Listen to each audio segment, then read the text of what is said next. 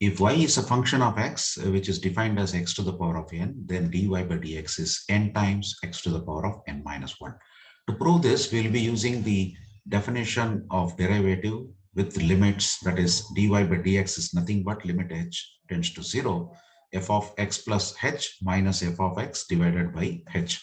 So here what will happen is dy by dx will be wherever for this f of x plus h, wherever x is there, that will be converted to x plus h, which means this will become now limit h tends to 0.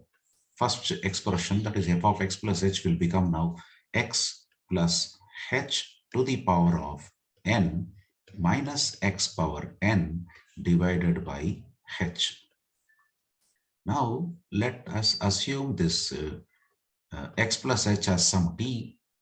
And now if h approaches 0, then t will approach x, that we can see. Further, h can be expressed as t minus of x. So the above limit now will be converted in terms of t instead of h.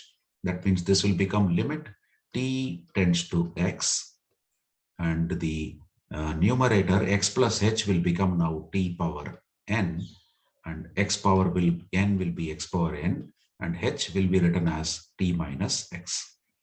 This expression is one of the useful limit, and if we use that, which is actually limit x tends to a, x power n minus a power n by x minus a, that is the useful limit. If we use that, we can now write this as n x power n minus 1. That will be the result, and that is what we need to prove.